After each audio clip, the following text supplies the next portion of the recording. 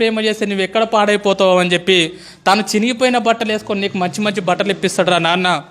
పాపం తను పరిగికో వికారాబాద్కో పంట మొత్తం తీసుకొని వచ్చిన తర్వాత పంట అమ్మిన తర్వాత ఒక 10,000 జేబులో పెట్టుకొని ఇంటికి వెళ్తూ ఉంటే మధ్యాహ్నం 3 అవుతూ ఉంటుంది, ఆకలి అవుతూ ఉంటుంది నాన్నకు బాగా. నాన్న తిందామని చెప్పి ఒక రెస్టారెంట్ ముందర నిలబడి లోపలికి పోయి బిర్యానీ ఎంత ఉందని చెప్పి చూస్తే 250 రూపాయలు ఉంటుంది. నాన్నకు ఆకలి అవుతూ ఉంటుంది, పేగులు మాడిపోతూ ఉంటాయి.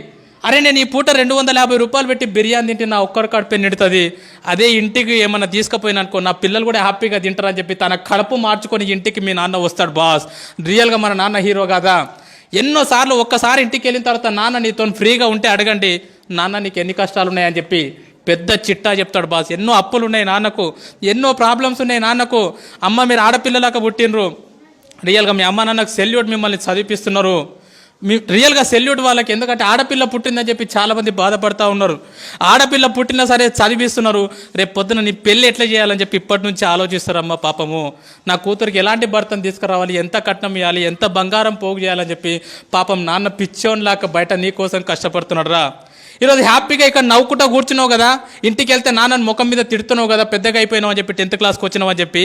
కానీ ఈ టైం మీ నాన్న గురించి ఆలోచన చేయి. ఎక్కడనో చైన్లో పని చేస్తున్నాడు పాపం, కూలి పని చేస్తున్నాడు పాపం, ఆటో నడిపిస్తున్నాడు పాపం.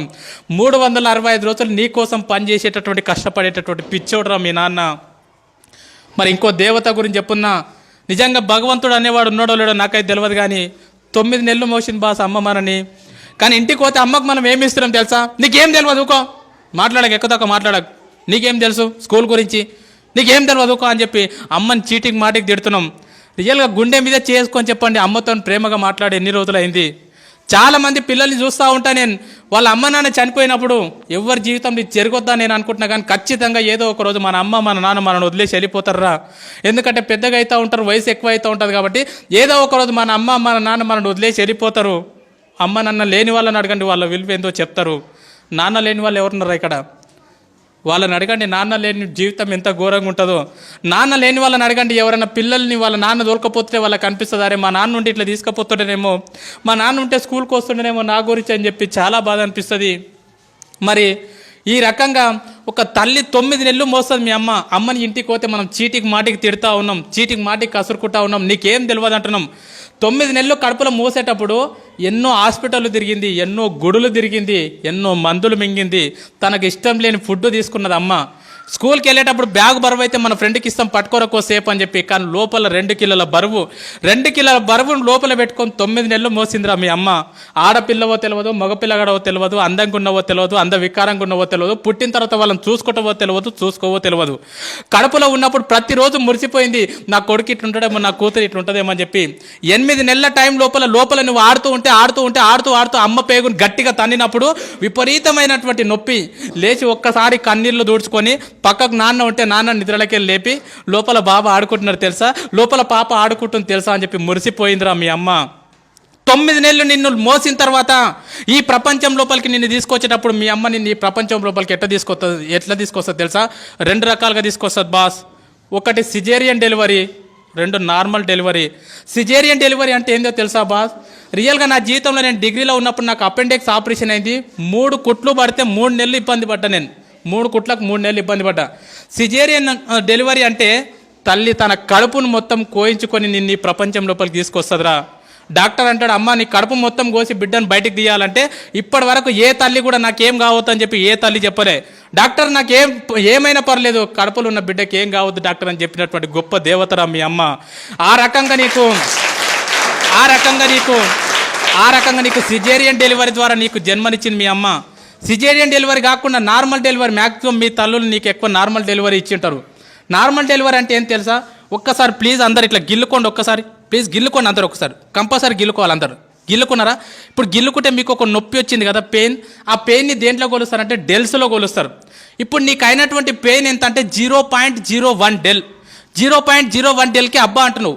నేను వచ్చి నీకు గట్టిగా తొడపాశం పెడితే అది ఎంత ఉంటుంది అంటే 0.1 డెల్ ఉంటుంది.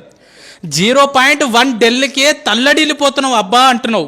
కానీ 9 నెలలు నిన్ను మోసి నిన్ను ఈ ప్రపంచం లోపలికి తీసుకొచ్చేటప్పుడు మీ అమ్మ ఎంత నొప్పి భరిస్తుంది తెలుసా బాస్? 57 డెల్స్ నొప్పిని భరిస్తుందిరా.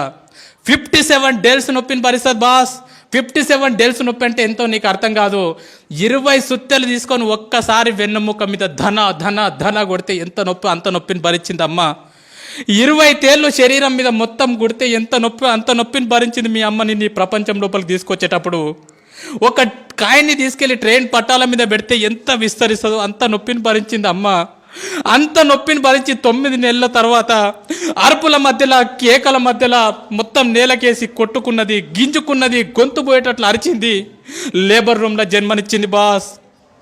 నువ్వు బయటికి వచ్చిన తర్వాత నువ్వు రక్తపు మడుగులో ఉంటే డాక్టర్ నిన్ను బ్లౌజులతో పట్టుకుంటే అమ్మ మాత్రం నిన్ను డైరెక్ట్ తీసుకొని పాపం ముద్దాడిందిరా. రక్తం మధ్యలో ఉన్నటువంటి నిన్ను తీసుకొని మల్లె పువ్వులాక చేసి పెంచి పెద్ద చేసింది బాస్. తను నిన్ను పెద్ద చేస్తుంటే ఎన్నోసార్లు తను పక్కకు తను తింటుంటే ఎన్నోసార్లు మూత్రం చేసినావు, ఎన్నోసార్లు బాత్రూమ్ చేసినావు. ఒక్కరోజు కూడా విసుక్కోకుండా తను తినేది పక్కకు పెట్టి అల్లారు ముద్దుగా పెంచి పెద్ద చేసిందిరా అమ్మ నిన్ను. అలాంటి అమ్మకు మనం ఏమి ఇస్తున్నాం? నీకేం తెలియదు పో. సపోర్ట్ చేయకుండా ఉండు. నువ్వు ఎక్కువ తక్కువ మాట్లాడకు. నువ్వు నీ బెస్ట్ ఫ్రెండ్ని ఒక మాటను వాడు రేపటి నుంచి నీతో మాట్లాడతాడు. మన బెస్ట్ ఫ్రెండ్ని ఒక మాట అంటే వాడు రేపటి నుంచి మనతో మాట్లాడాడు. మరి అమ్మని రోజు అన్ని మాటలు అంటున్నా కూడా ఎట్లా భరిస్తుంది ఒకసారి ఆలోచన చేయండి. ఎన్ని మాటలు అన్నా కూడా, నువ్వు ఎన్ని బాధలు పెట్టినా కూడా ఈ ప్రపంచం లోపల మళ్ళీ నిన్ను అంతే ప్రేమగా చూసే దేవత ఎవరంటే మీ అమ్మనే బాస్, మీ అమ్మనే బాస్. ఎందుకంటే చాలామంది పిల్లల్ని బయట నేను చూస్తూ ఉన్నా, అమ్మ నాన్న ఉన్నప్పుడు వాళ్ళని పట్టించుకోరు. వాళ్ళు చచ్చిపోయిన తర్వాత ఇక తీసుకుపోయేటప్పుడు అక్కడ పాతి పెట్టేటప్పుడు వాళ్ళ కాళ్ళని పాలతో కడుక్కుంటా, నెయ్యితో కడుక్కుంటా, నీళ్ళతో కడుక్కుంటా, అమ్మ నువ్వు అంటే నాకు ఇష్టం అమ్మ, ఐ లవ్ యూ అమ్మ, ఐ లవ్ యూ నాన్న అని చెప్పి వాళ్ళు చచ్చిపోయిన తర్వాత గొంతు చించుకొని అరుస్తూ ఉంటారు, నువ్వు అంటే నాకు ఇష్టం అమ్మ అని చెప్పి. వాళ్ళు చచ్చిపోయిన తర్వాత నువ్వు చూస్తే నువ్వు ఏడిస్తే వాళ్ళకి తెలుస్తుందా?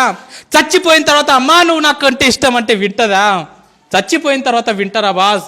చచ్చిపోలేదు కదా, బతికే ఉన్నారు కదా, మీకోసం 365 రోజులు కష్టపడుతున్నారు కదా. ఈరోజు ఇంటికి వెళ్ళిన తర్వాత చెప్పండి, అమ్మ నువ్వు అంటే నాకు చాలా ఇష్టం అమ్మా, నన్ను ఎట్లా కన్నావమ్మా, అసలు నేను ఎంత లక్కీ అమ్మా, నా కోసం ఎంత కష్టపడుతున్నావు అమ్మా అని చెప్పి. అమ్మకి ఎన్నిసార్లు థ్యాంక్స్ చెప్తున్నారు, ఎవరు చెప్పట్లే అమ్మకి థ్యాంక్స్. అమ్మకు నువ్వు థ్యాంక్స్ అని చెప్తే కూడా అర్థం కాదు. మరి మన కోసం ఇంత కష్టపడి మనని ఈ ప్రపంచం లోపలికి తీసుకొచ్చినటువంటి మన అమ్మ నాన్నని మనం సంతోషపెట్టాలంటే మనం చేయాల్సినటువంటి చిన్న పని మంచిగా చదువుకోవడమే. నువ్వు ఈరోజు మంచిగా చదువుకొని అన్ని పాస్గా ఇదే టీచర్లు మీ ఊరికి వచ్చినప్పుడు అబ్బా నీ కొడుకు బాగా పాస్ అయింది అమ్మ, నీ కూతురు బాగా పాస్ అయిందంటే ఆ నొప్పిని మొత్తం మర్చిపోతుందిరా అమ్మ. అరే నా కొడుక నా కూతురు, అరే సారులు గొప్ప చెప్పిర్రు అని చెప్పి. ఆల్రెడీ అమ్మ కడుపు కోతబెట్టి ఈ ప్రపంచం లోపలికి వచ్చినాం. రేపు పొద్దున కాలేజ్ చేస్తుంటేనో ఇంకేదో చేస్తున్నావు, ఎవరో పరిచయం అయ్యారని చెప్పి ముఖం తెలియని వాళ్ళతో ఇంట్లోకి వెళ్ళిపోయి అమ్మ నాన్న గుండెల మీద దాన్ని వెళ్ళిపోవద్దురా. ఎంతమందిని చూస్తున్నాం బయట, యూట్యూబ్లో చూస్తున్నాం, దాంట్లో దీంట్లో చూస్తున్నాం. ఎవరో ముఖం తెలియనోడు పరిచయం అయితే 2 సంవత్సరాల పరిచయానికి అమ్మ నాన్నని కాదంటున్నారు. వద్దు పో, మీరు వద్దు, నాకు వీడే కావాలి. ఎంత బాధ ఉంటుంది పాపం. 9 నెలలు మోసి అంత నొప్పి భరించి ఈ ప్రపంచంలోకి తీసుకొచ్చినటువంటి ఒక కూతురు నువ్వు వద్దుపో నాకు వీడు కావాలని చెప్పి గుండెల మీద తన్ని వెళ్ళిపోతుందంటే ఆ తల్లిదండ్రులకు ఎంత బాధ ఉంటుందో ఆలోచన చేయండి. నా నంబర్ 1 స్కూల్లో చదువుతున్నటువంటి ప్రతి అమ్మాయికి ప్రతి అబ్బాయికి చేతులు ఎత్తి నమస్కరించి చెప్తున్నా, జీవితంలో మీ పెళ్లి చేసే అదృష్టం మీ అమ్మ నాన్నకి ఇవ్వండిరా. మీ పెళ్లి చేసే అదృష్టం మీ అమ్మ నాన్నకి ఇవ్వండి. రేపు పొద్దున మీ పెళ్లి చేసే టైంకి ఊరు తిరగాలి నీకోసం. నా కూతురుకు అబ్బాయి కావాలని చెప్పి, నా కొడుకుకు అమ్మాయి కావాలని చెప్పి ఊరు తిరగాలి. అంతేగాని ముఖం తెలియనుతో నువ్వు వద్దు అని చెప్పి అమ్మ నాన్నను వదిలేసి మాత్రం వెళ్ళిపోకండి. అమ్మ నన్ను వదిలేసి వెళ్ళిపోయినాం అనుకో బాస్, వేస్ట్. నన్ను అడిగితే చాలా వేస్ట్. ఎంతోమంది చేస్తూ ఉన్నారు బయట, వాళ్ళకి తెలియదు ఇంపార్టెన్స్. సరే ఈ ఎగ్జామ్లో బాగా కష్టపడతాం, చదువుకుంటాం, ఇంట్రెస్ట్ పెట్టి ఈ ఫైర్ నీకు అర్థమైంది. ఇన్ కేస్ నువ్వు ఎంత కష్టపడి చదువుకున్నా రేపు పొద్దున యాన్యువల్ ఎగ్జామ్ అప్పుడు నీ హెల్త్ బాగాలేకనో సంథింగ్ ఏదో ఫెయిల్ అవుతావు. ఒక్కొక్కసారి ఫెయిల్ అవుతాం. ఫెయిల్ అయితే వేస్టా? కాదు. మరి మా 10 పాయింట్స్ తెచ్చుకోమన్నాక తెచ్చుకోండి, మ్యాక్సిమం ప్రయత్నం చేయండి. అనుకోకుండా కనుక ఫెయిల్ అయినారనుకో, దయచేసి చెప్తున్నా, మన లైఫ్లో సూసైడ్ అనే మాట ఉండొద్దు. సూసైడ్ చేసుకోవద్దు. ఎందుకంటే మనం చచ్చిపోయినామనుకో బాస్, నువ్వు ఫెయిల్ అయినావు అని చెప్పి సూసైడ్ చేసుకుంటే ఈ స్కూల్కి నీకంటే మంచి స్టూడెంట్ వస్తాడు, నీ ఫ్రెండ్కి మంచి ఫ్రెండ్ దొరుకుతాడు. కానీ మీ అమ్మ నాన్నకు మళ్ళీ ఇలాంటి కూతురు ఇలాంటి కొడుకు దొరకడరా. అందుకే ఒక్క విషయం బాగా గుర్తుపెట్టుకోండి, లైఫ్లో ఎన్ని కష్టాలు వస్తే ఫ్యూచర్ అంత బాగుంటుంది. లైఫ్లో ఎన్ని ప్రాబ్లమ్స్ వస్తే నీ భవిష్యత్ అంత బాగుంటుంది. చాలామంది పిల్లలు అంటారు, సార్ మా ఇంట్లో ఫుల్ ప్రాబ్లమ్స్ ఉన్నాయి సార్, అసలు వేస్ట్ సార్ అంటారు. మనము హాస్పిటల్కి వెళ్ళినప్పుడు, హార్ట్ హాస్పిటల్కి వెళ్ళినప్పుడు ఈసీజీ తీస్తారు కదా, ఈసీజీ తీసినప్పుడు ఇట్లా వస్తుంది, అది లైన్ చూసిరా, సినిమాలో చూపిస్తారు, టొయ్ టొయ్ టొయ్ టొయ్ అని వస్తుంది. అట్లా రాకుండా టొయ్ అని వచ్చిందంటే దాని అర్థం ఏంది? చచ్చిపోయిండని అర్థం. మిత్రమా, నీ జీవితం లోపల కూడా కష్టాలు లేకుండా కన్నీళ్ళు లేకుండా జీవితం ఇట్లా సాపిగా సాగిపోతుందంటే నువ్వు చచ్చిపోయినటువంటి శవంతో సమానం. నీ జీవితం లోపల కూడా కష్టాలు వస్తున్నాయి, సుఖాలు వస్తున్నాయి, కన్నీళ్ళు వస్తున్నాయి, ఒడిదుడుకులు వస్తున్నాయి, ఫెయిల్ అవుతున్నాం, పాస్ అవుతున్నాం అంటే నువ్వు బతికున్నావని అర్థం మిత్రమా, బతికున్నావని అర్థము, బతికున్నావని అర్థం. స్వామి వివేకానంద అంటాడు, కెరటాలు నాకు ఆదర్శం, పైకి లేస్తున్నందుకు కాదు, కింద పడ్డ ప్రతిసారి పైకి లేస్తున్నందుకు.